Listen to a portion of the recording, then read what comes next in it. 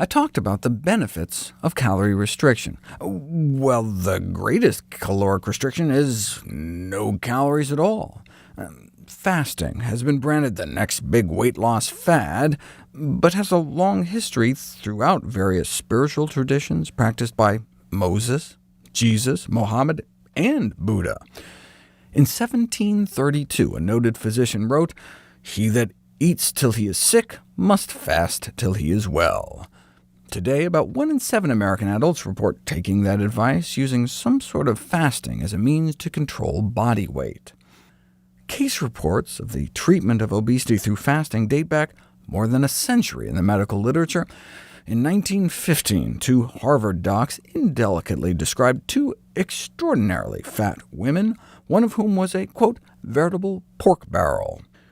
Their success led them to conclude that, quote, moderate periods of starvation constitute a perfectly safe, harmless, and effective method for reducing the weight of those suffering from obesity, unquote. The longest recorded fast, published in 1973, made it into the Guinness Book of World Records. To reach his ideal body weight, a 27-year-old man fasted for 382 days straight, losing 276 pounds, and managed to keep nearly all of it off. He was given vitamin and mineral supplements so he wouldn't die, but no calories for more than a year.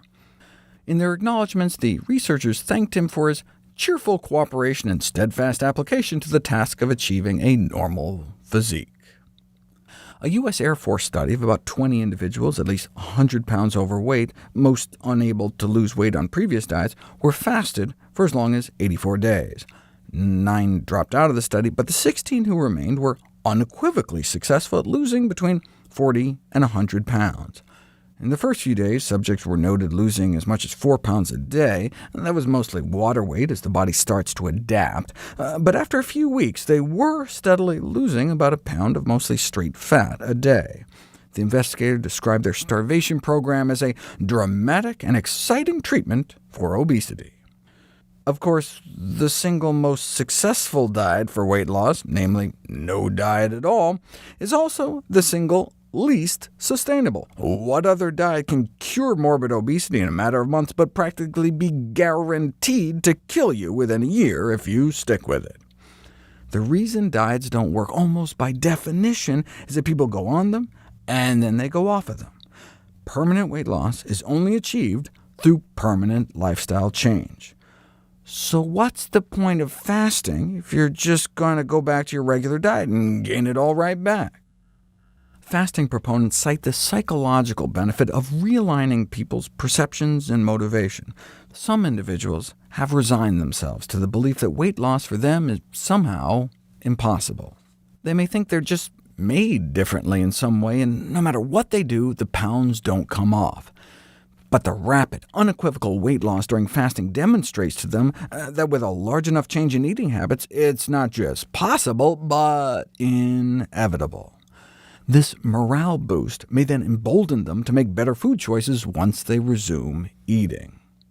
The break from food may allow some an opportunity to pause and reflect on the role food is playing in their lives, not only the power it has over them, but the power they have over it.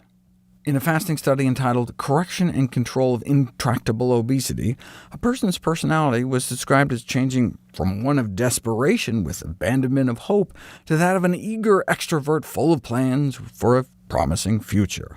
She realized that her weight was within her own power to control. They concluded, this highly intellectual social worker has been returned to a full degree of exceptional usefulness. After a fast, newfound commitments to more healthful eating may be facilitated by a reduction in overall appetite reported post-fast compared to pre-fast, at least temporarily. Even during a fast, hunger may start to dissipate within 36 hours. So challenging people's delusions about their exceptionality to the laws of physics with a period of total fasting may seem barbaric, but in reality this method of weight reduction is remarkably well tolerated by obese patients. That seems to be a recurring theme in these published series of cases. In this influential paper, Treatment of Obesity by Total Fasting for up to 249 days, The researchers remarked that the most surprising aspect of the study was the ease with which the prolonged fast was tolerated. All their patients evidently spontaneously commented on their increased sense of well-being throughout the process, even in some cases frank euphoria. Though it's essential that fasting should only be prescribed under close medical supervision, they concluded that they were convinced that it is the treatment of choice, certainly in cases of gross obesity. Fasting for a day can make people irritable, moody, and distracted, but a few days in, many report feeling clear, elated, and alert, even euphoric. This may be in part due to the significant rise in endorphins that accompanies fasting. Mood enhancement during fasting is thought to perhaps represent an adaptive survival mechanism to motivate the search for food. This positive outlook towards the future may then facilitate the behavioral change necessary to lock in some of the weight loss benefits. But is that what happens? Is it actually effective over the long term? And I'm sure you saw titles like this flash by. Is it even safe? We'll find out next.